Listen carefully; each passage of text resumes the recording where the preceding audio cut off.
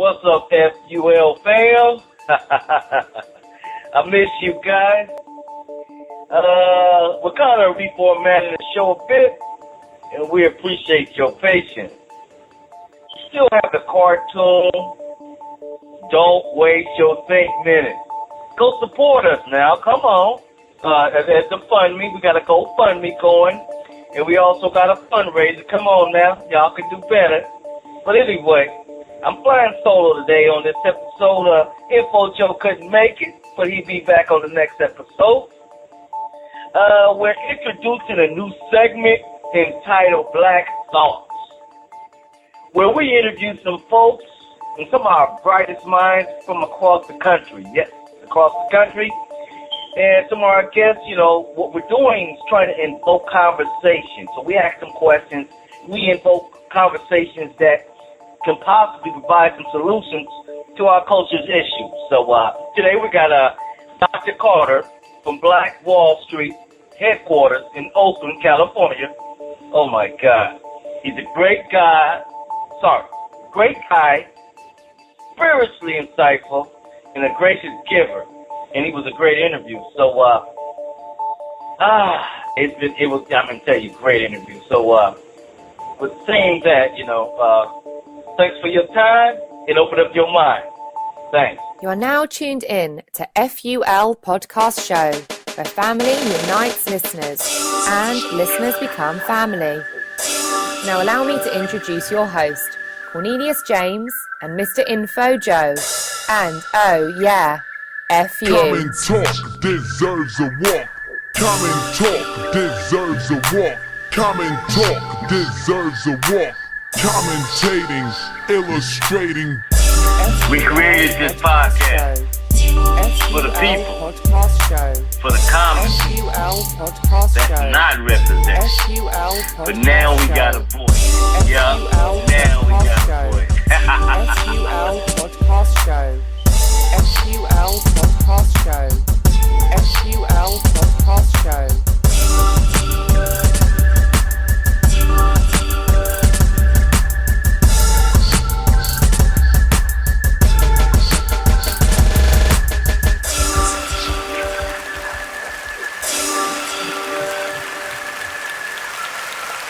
All right, you FUL listeners, today we got a special surprise for you, special guest rather, and we got a new segment and it's called Black Thoughts, and we got a guest speaker that's Dr. Carter from Black Wall Street, USA, Oakland, headquarters.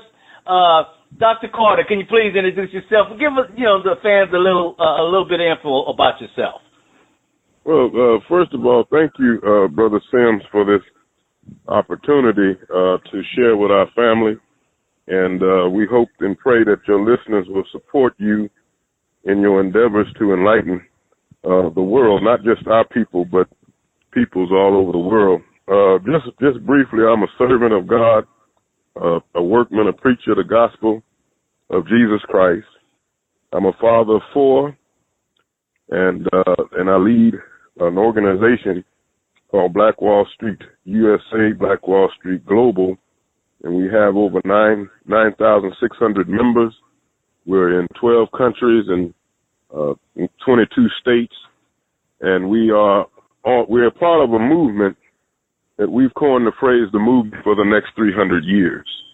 And this movement is designed to replicate in the spirit what took place in a little town called Tulsa, Oklahoma, a 40 square block area that started in 1830 and was destroyed physically in 1921. Had Black Wall Street, Tulsa not been destroyed, it would have an economic valuation of an annual $115 billion a year on 40 square blocks had it remained. And so our goal is to take the spirit of Tulsa throughout this universe. Well, Dr. Carter, for the FUL listeners out there, they might not know so much about what took place in Black Wall Street or the economics that was taking place. Could you give them just a little brief history, if you would, please? The city of Tulsa, at the time of its inception, was a little Native American town. Tulsa, or Tulsi, means small city. And it was around situated around oil wells and coal deposits, and eventually railroads were built throughout that area. But at the time of its territory state, Oklahoma hosted Native Americans and African Americans in the 1830s, well, going back to the 1700s up into the 1830s, all the way through to 1921. And a brother by the name of O.W. Gurley purchased 40 acres in the latter part of the 19th century and sold them back in parcels to African Americans who were making their way up to Tulsa on what is called the Trail of Tears. And he sold them the 40 acres in parcels so that African Americans could have a sense of ownership. And so by the time Oklahoma became a state, this little powerful area of Tulsa, 40 square blocks, became a mecca, a center for spirituality, education, economics. And so it's really not about money or economics in a sense, in as much as it's about the spirit. And as I teach folk, you can have all the money in the world, but if your spirit is not right, you won't benefit anybody, and God will not be glorified. Tulsa gives us today an opportunity to do something all over this world that was already done without the internet, cell phones, and the modern technology. And so we are proud to actually stand on the shoulders of a J.B. Stratford, a O.W. Gurley, the Mount Zion Church, Brown AME, that it was established in Tulsa, Oklahoma over those many years. And so we're coming up on the 100th anniversary of the riot. 2021 will be 100 years since the riot of Black Wall Street, Tulsa, where the working class was the ones who built Tulsa. They would go into white Tulsa, work in the factories, homes, and schools, and when they got paid, they would bring that money to the black area of Tulsa, which was the Black Wall Street, and that's how the black businesses thrived. It was not the black businesses that built Black Wall Street, Tulsa. It was the working class that built Black Wall Street, Tulsa. And some of those in the working class, after a period of time, generated enough income where they could start their own businesses. And Brother O.W. Gurley started with a boarding house, and he ended up with over 100 businesses on 40 square blocks. Wow. I really appreciate you for sharing that much information with us, because we're young, and a lot of that history seems to be buried. Let's move on. Can I ask you a question, Dr. Yes, Carter? Yes, sir. What would you prefer to be called? Afro-American, Black American, African-American, colored, etc., and why? Well, I don't have any particular preference, to be honest with you, brother, because in the end, it's really not about race. It's about your spirit. So you want to call me a spirit man or whatever, that's fine. But race, God does not look at race. God looks at your heart. And so I really don't care about that. Okay, nice answer. Appreciate that.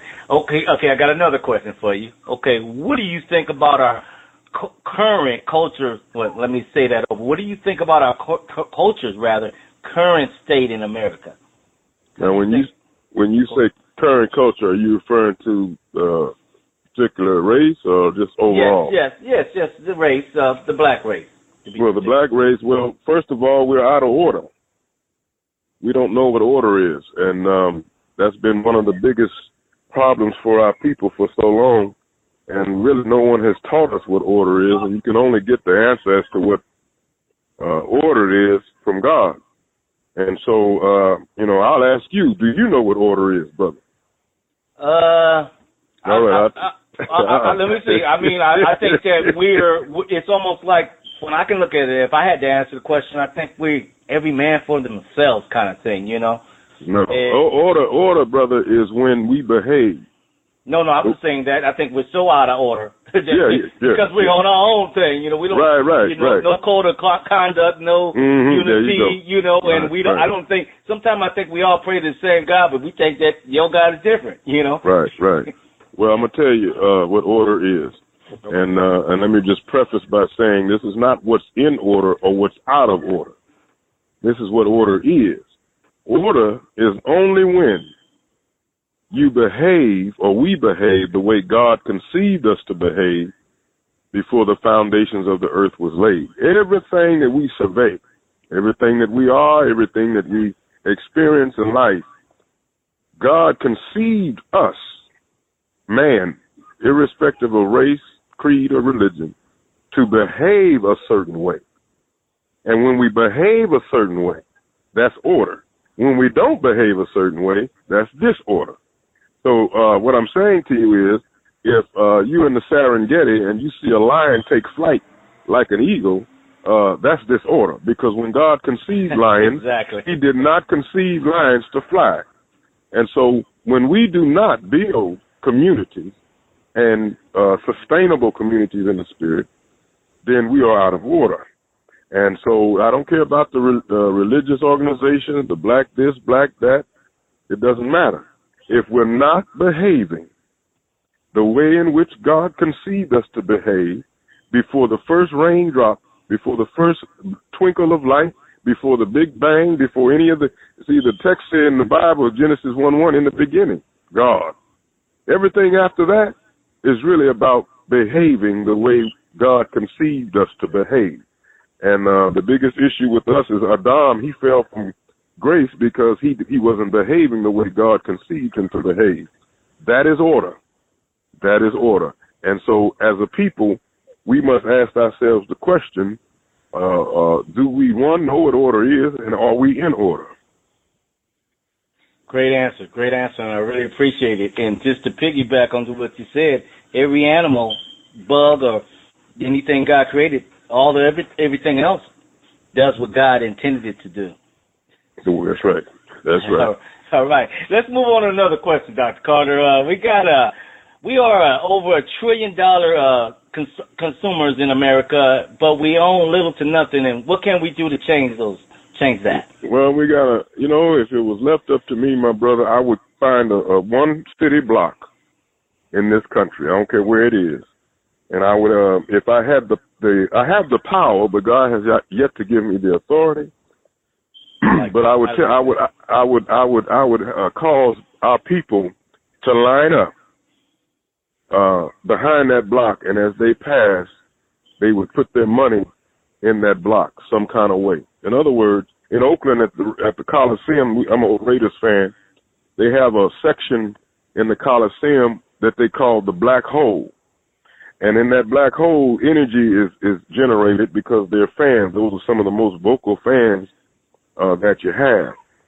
White folks discovered that black hole. That's why they destroyed Tulsa, because if you can imagine thousands of black people going into white Tulsa, working and taking that money that white folk give them and bringing it back to Tulsa, and it's circulating in the Black Wall Street area 122 times, then what happens is you created a black hole where that $1 trillion today, when it's more like $3 trillion. They don't give you all the numbers, but the bottom line is that if I could get that $3 trillion and situate it in one place, and it borders on the line of a little socialism, but the reality is I'm a capitalist, and so we would find ways to use that $3 trillion to help our people continue.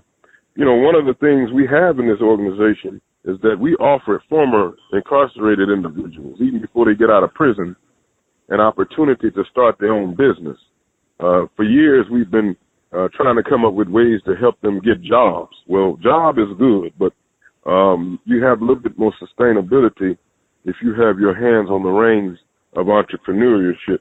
And no one is offering our inmates business opportunity when we're the only black organization out there that offers an opportunity to start your own business. You can be dumb as a box of rocks, but if you want to start your own business, we will start to help you achieve that.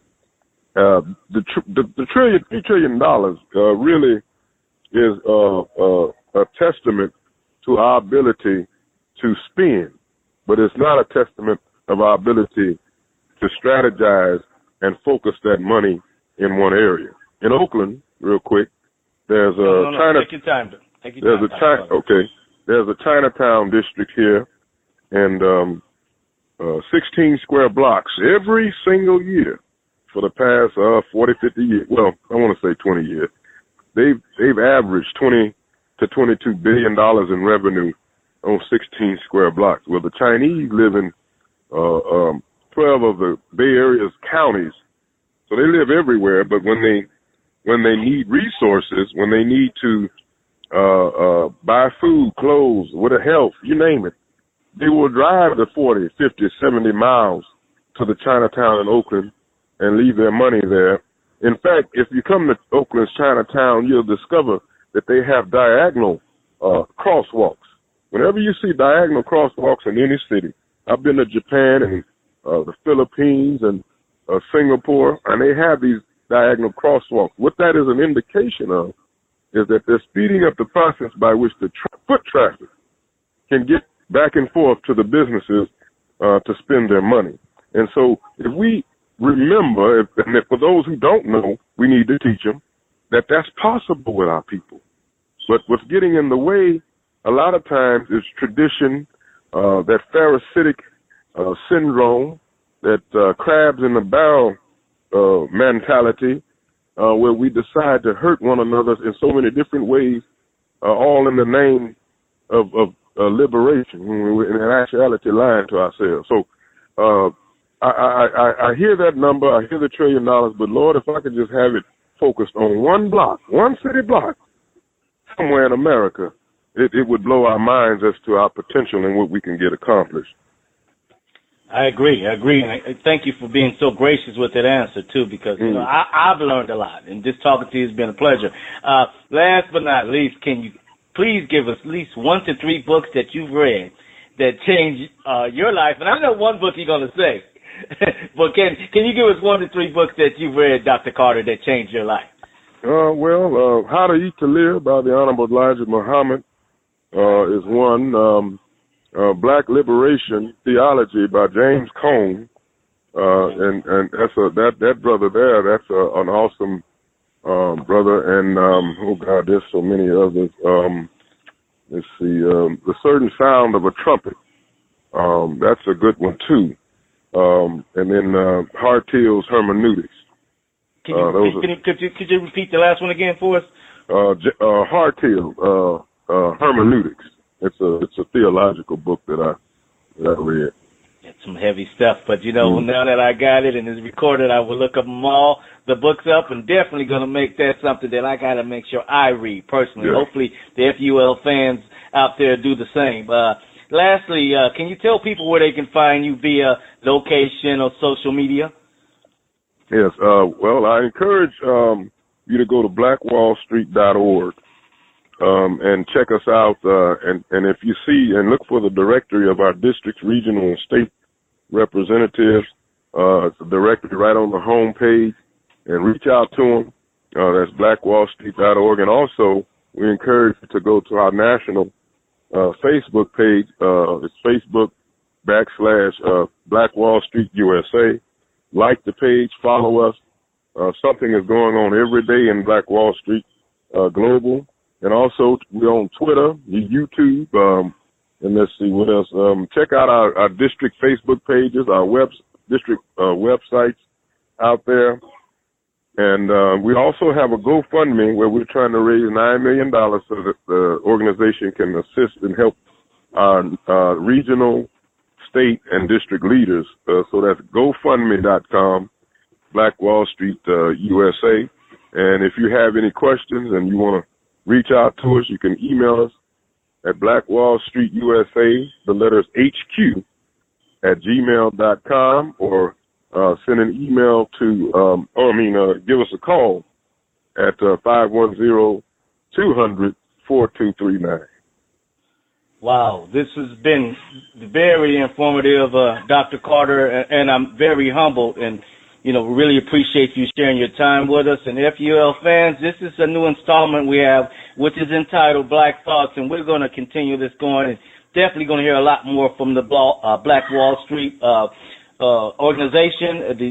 I love what they stand for, and I'm in. So you support them because they support us. Like to say again, thanks again to Dr. Carter, and we look to talk to you guys soon. Thank you. God bless you, brother. Thank you so much. Thank you.